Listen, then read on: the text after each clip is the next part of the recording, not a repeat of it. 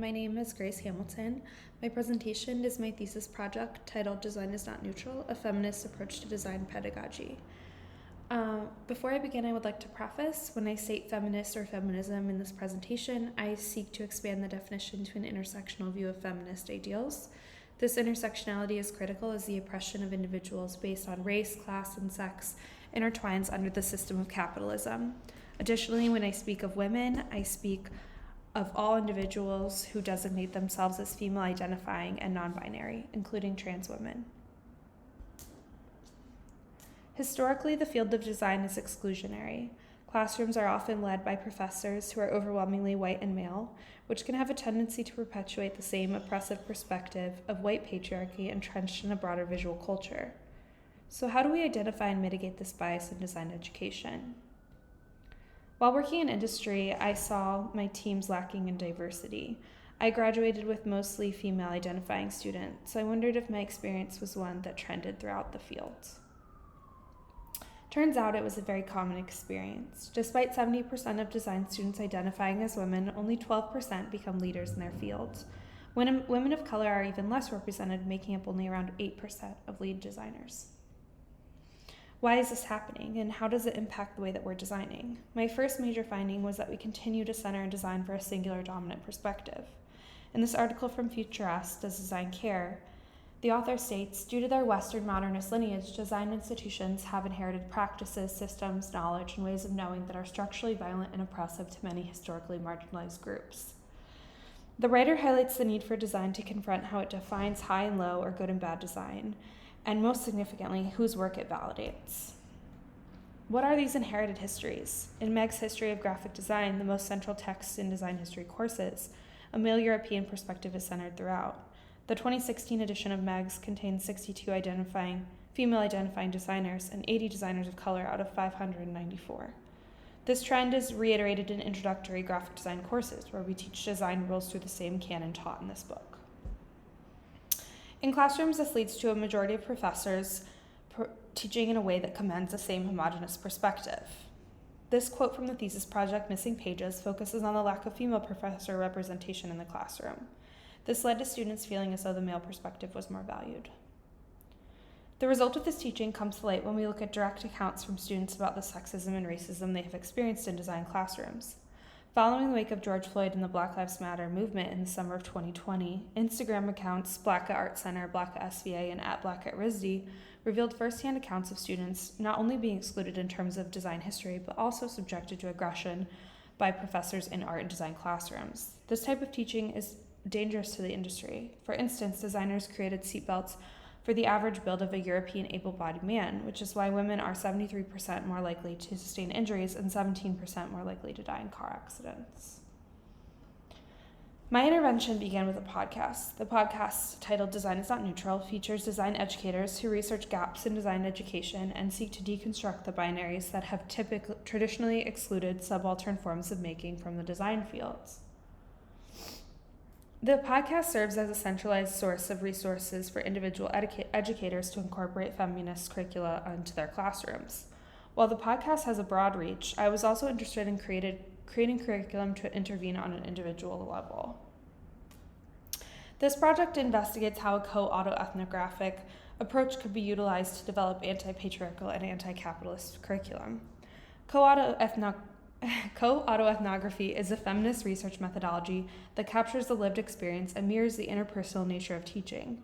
It focuses on the stories we tell through the practice of creation. Through collaborative engagement with students, this offers a powerful tool for fostering a more just and equitable society that values and incorporates diverse perspectives in the design process. It provides a path for both personal transformation and broader social change. This results in connecting my personal experience to a wider feminist movement. My first entrance into design was my grandmother's basement, sewing, building, and making. What we created together does not necessarily fall under the accepted definitions of design. To attempt to recenter these forms of making in design education, I created a knitting workshop. Knitting was the form of choice because of my connection to the craft. It is a practice I grew up doing with my late grandmother. Through the curriculum, I will increase agency to this practice by presenting it in an alternative way to devise and initiate a design process.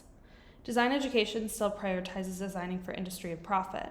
Facebook's, now Meta's, manifesto, move fast and break things, is still very much integrated into our curriculum. Our industry-focused courses sometimes leave little room for consideration of the ethics and implications of our design. If we continue to move fast and break things while designing products, where is the care for those we design for, and whom are we breaking?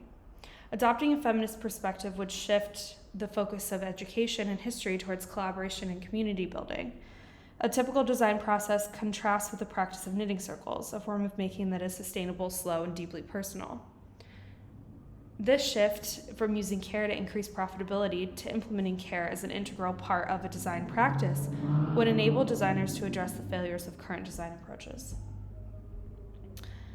The psychology behind knitting demonstrates this framework. This study demonstrated that through knitting, they discovered that they could conduct better qualitative research because it allowed for participants' minds to dive to a deeper place in their thoughts and be more comfortable, similar to a practice like meditation. Over the course of the past few months, I have held multiple knitting workshops. The workshops were around 60 minutes and contained 6 to 8 students each.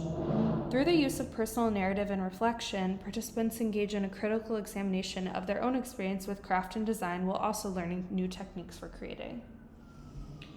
The results from my workshop reflected those generated from the focus group study out of Liverpool. Through knitting, students could share personal stories and discuss the impacts of factors such as class, religion, and politics in a more uninhibited manner, even in the presence of strangers.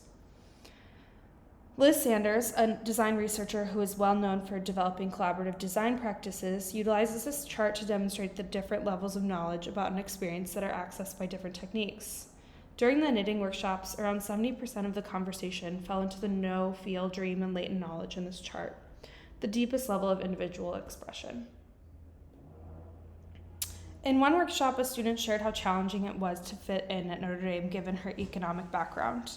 The other students were open in discussing the challenges of seeing their peers, sometimes wealthier than them, and how comfortable these students felt on campus. Multiple students asked why we didn't do activities like this in my introductory design course. Many students also had recollections of doing such practices with their grandmothers and connected this homemaking as to why we didn't practice this in design classrooms. One student exclaimed, "I'm breaking gender norms." Another student said, "Knitting is designed for everyone." While all students laughed following these comments, they began discussing how some activities are deemed gendered and questioned why.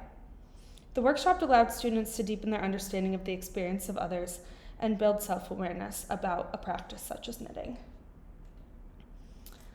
The failures of current design education, like the lack of criticality in the design of AI, should serve as a warning. If design education does not soon shift from purely employability in industry to a community-focused and lifelong learning pedagogy model, students will continue to produce mass-scale objects of harm.